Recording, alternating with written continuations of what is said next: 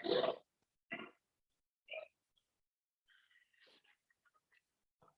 selamat malam. Assalamualaikum warahmatullahi wabarakatuh dan salam sejahtera semua kepada mahasiswa-mahasiswi semua. Saya harap semua kalian diberi kesehatan, baik lahir maupun batin. Nah, adapun materi perkuliahan kita dengan tema mata kuliah menggambar teknik, ini adalah mata kuliah praktek dan teori ya, teori dan praktik.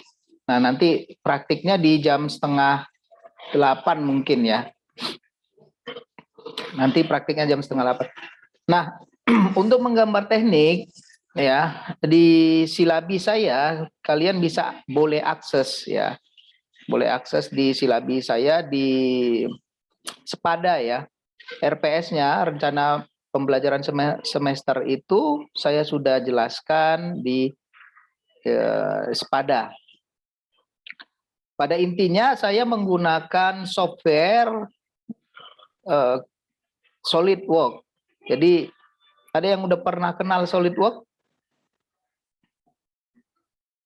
Ada yang dari STM belum? Tidak ya, tidak ada yang dari STM. Mungkin pun di STM juga nggak terlalu dipelajari sekali itu tentang SolidWorks.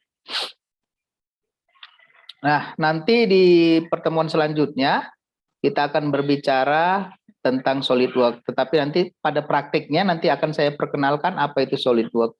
Nanti kalian boleh cari. Software menggambar teknik sebenarnya banyak, ya, tidak hanya SolidWorks. Tetapi menggambar teknik itu adalah bahasa dari teknik. Jadi kalau kita berbicara teknik itu pasti menggambar. Saya share screen dulu sedikit ya tentang itu.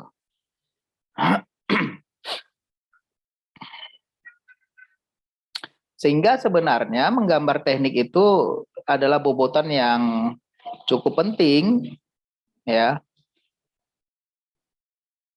Nah, di sini ada dia menggunakan AutoCAD, SolidWorks. Nah, kalau AutoCAD ini biasanya ini digunakan untuk teknik sipil. Ya, kalau teknik industri lebih dekat dengan teknik mesin, dia menggunakan SolidWorks. Baik dia SolidWorks 2008, 2014 ataupun 2019. Itu tergantung di versinya masing-masing. Yang jelas saya menggunakan SolidWorks. Nah, buku yang bisa jadi acuan itu Takeshi Sato. Ini buku lawas ya, buku sudah tua sekali tapi sebagai referensi. Atau ya punya Swendra Yatna ya di Unsyah. Boleh. Ya. Nah, ini akan kita bahas tentang bahasa teknik itu gambar dalam fungsi, kemudian standar menggambar, sifat-sifat gambar. Saya ingatkan lagi, ini mahasiswa dan mahasiswi jangan lupa presensi ya. Untuk enroll key-nya gambar tuh hurufnya kecil semua. Jangan lupa. Saya lewatkan saja ini. Nah. Baik, ini jadi menggambar teknik. Jadi pengertian menggambar. Gambar itu sebenarnya ilustrasi ya. Jadi ilustrasi yang kita visualisasikan dalam bentuk imajinasi dan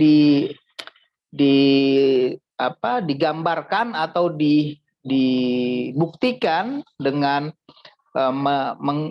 menulis di dalam kertas dari ilustrasi yang kita bayangkan tadi. Jadi menggambar ini juga punya cara-cara dan teknik yang distandarkan dalam bahasa teknik.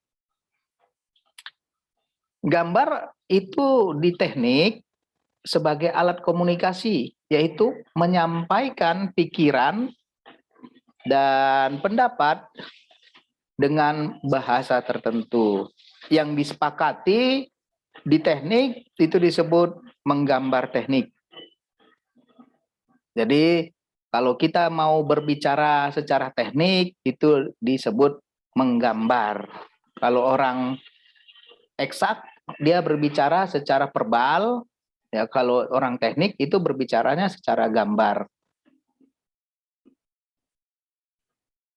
Nah, sehingga di dalam teknik itu bahasa yang disepakati adalah menggambar. Contoh misalnya kalau dibuat suatu matriks ya, lisan, kalimat dan gambar. Kalau indera itu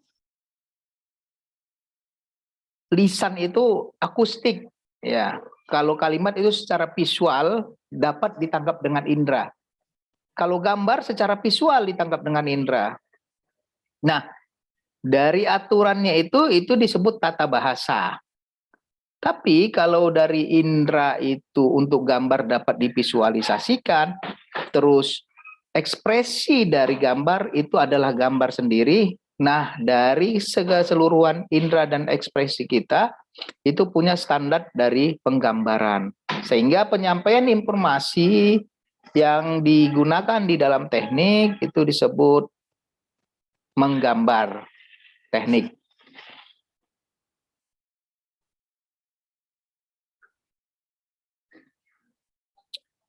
Nah, jenis-jenis gambar, ada gambar mesin, ada gambar sipil, ada gambar arsitek.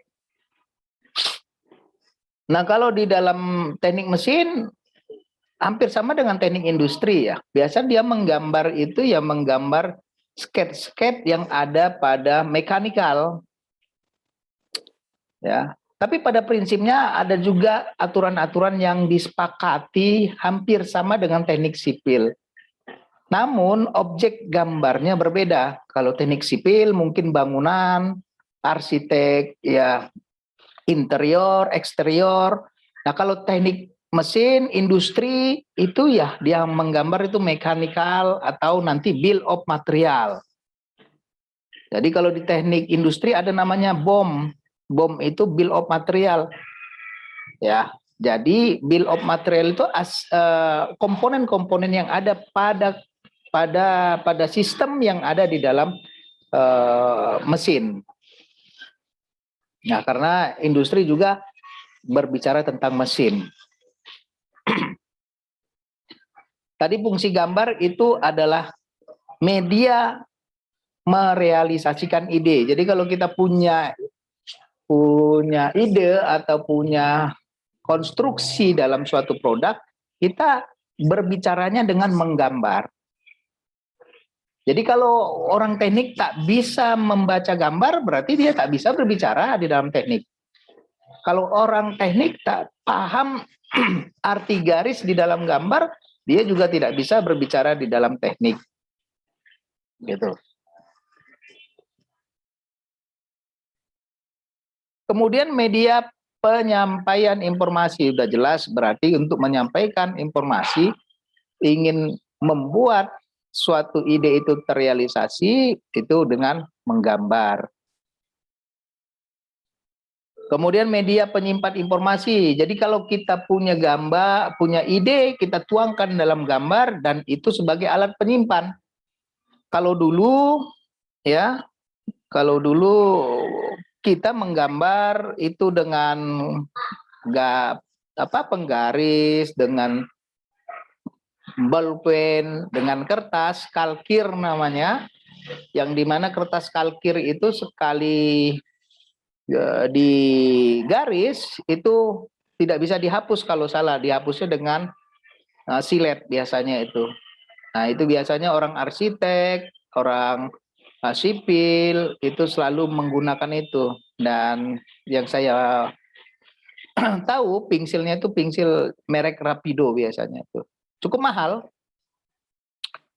Kalau dulu kita ingin menjadi teknik sipil dan arsitek itu butuh biaya ya, untuk biaya saja untuk media menggambar aja harus disediakan sekitar 12 juta. Itu zaman dulu itu. Zaman dulu tahun 1900-an tuh, 1980-an, 90-an lah. 90, 98, 99. Kalau ingin jadi teknik mesin, teknik arsitek, teknik sipil, teknik arsitek, dia harus minimal memiliki meja gambar dan alat-alat gambar. Nah, pada saat itu ya meja gambar yang paling ekonomis itu ya dengan kayu ya, dengan triplek. Tapi itu yang seperti itu agak ini ya, agak susah menggambarnya nanti ketika dia mau tugas gambar. Biasanya itu dengan kaca. Jadi kalau yang kaca itu cukup mahal itu, ya sekitar 12 juta lah zaman dulu. Itu zaman dulu. Tapi karena perkembangan teknologi, sekarang orang menggambar tidak perlu dengan hal seperti itu, tidak perlu dengan meja gambar, tidak perlu dengan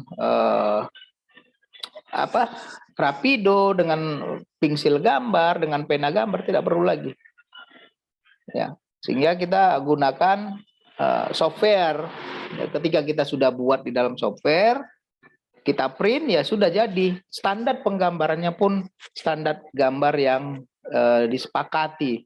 Ada dua yang disepakati cara menggambar, ada menggambar Amerika dan ada yang menggambarnya secara Eropa.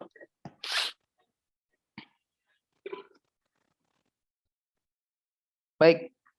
Nah, ini ilustrasi proses pemikiran dari perencanaan gambar. Jadi informasi, dulu konsep dulu, abstraksi. Kita abstrak dulu di dalam pikiran, kemudian masuk ke gagasan-gagasan ini bisa didapat di informasi yang kita kumpulkan. Ya, jadi kita konsepnya apa? Saya ingin membuat produk yang ekonomis, yaitu ada produknya produk sepatu gitu misalnya. Nah, ini konsep dulu, baru masuk ke gagasan. Nah, gagasannya bagaimana? Sepatunya ekonomis, ya ringan dipakai misalnya. Nah, gagasan ini bisa kalau dia diimbangi dengan informasi yang selalu kita update. Nah, informasi ini setelah dapat informasi gagasan dituangkan dalam gambar. Ya, perwujudan dalam gambar, yaitu kita gambar dengan gambar teknik. Nah, setelah itu sudah baru analisa, kemudian evaluasi. Nah, ini proses perencanaan dalam gambar. Sehingga di dalam menggambar, ketika kita sudah menuangkannya dengan ketentuan-ketentuan yang sudah kita pahami, ketika kita memberikan konsep gambar tersebut kepada orang lain paham apa yang kita inginkan dalam gambar itu. Sehingga dalam pembuatannya tidak jauh. Jadi tidak kita bikin gambarnya sepatu yang keluar baju, nggak mungkin jadinya kan. Jadi seperti itu. Kira-kira ada yang mau ditanyakan? Ini cuma on cam ini berapa orang nih? Cuma satu orang yang on cam ya? 1, 2, 3, 4. Kalau bisa on cam ya, saya minta mahasiswa-mahasiswinya on cam, bahwasanya bukti bahwasanya ini kita melakukan perkuliahan. Nah, Nanda tidak ada ini on camnya. Coba.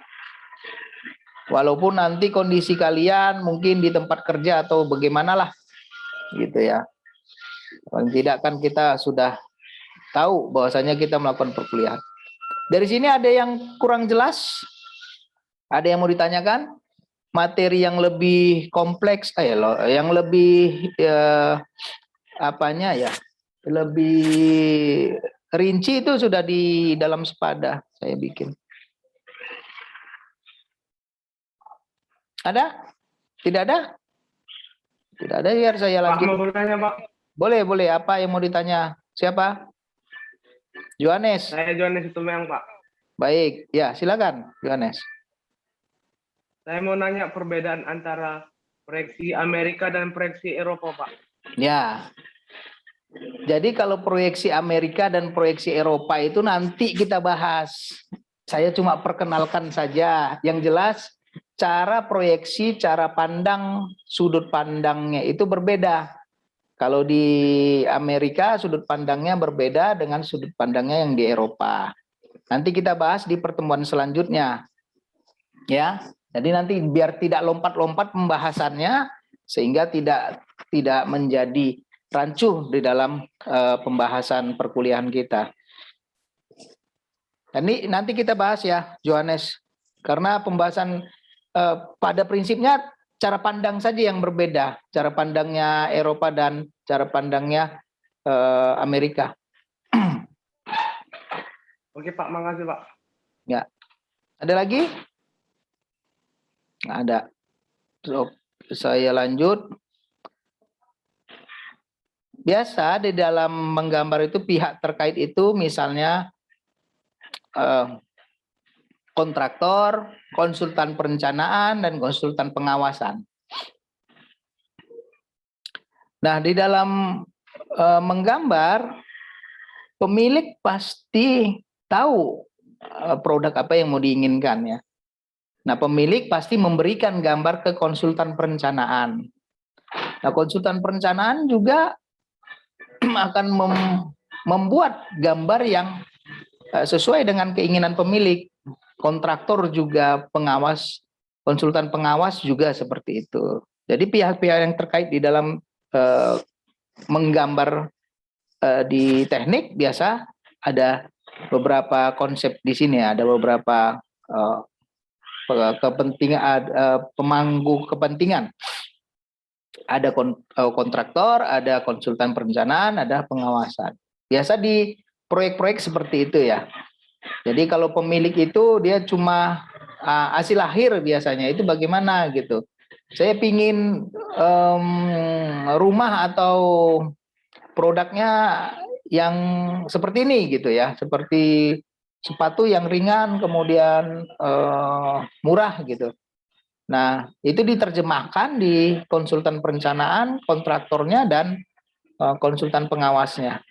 Jadi pengawasnya itu melihat bahwasanya sudah terrealisasi tidak apa yang diinginkan dengan produk tersebut. Jadi dilihat itu dari gambarnya.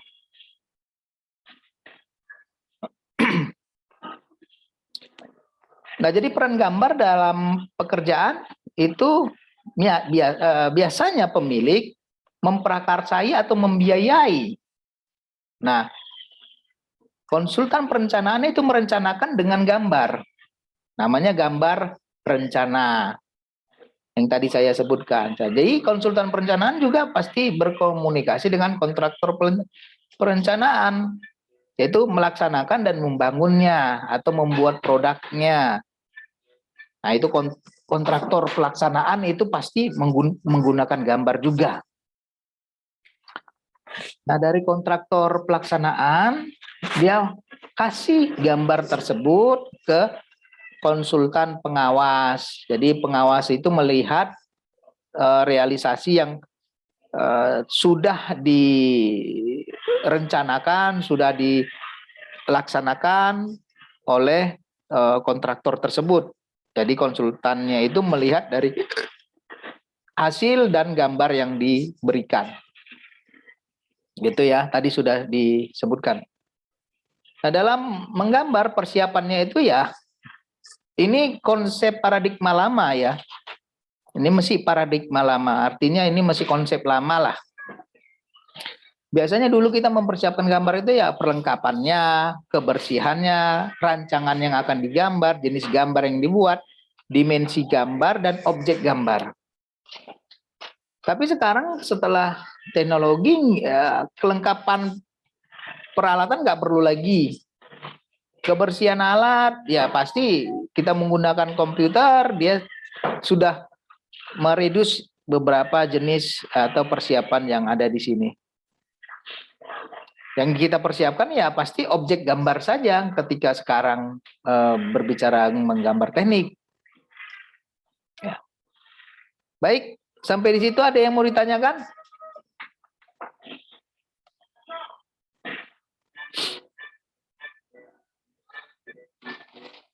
Tidak ada? Wah, ini yang on cam ini sebagian ya. Kalau tidak ada yang ingin ditanyakan, di Sepada itu ada pretest dan posttest. Kalian boleh mengikutinya dan jangan lupa presensi. Terus di jam berikutnya nanti kita akan berbicara dengan software yang akan kita gunakan. Nanti kita akan berbicara tentang software SolidWorks.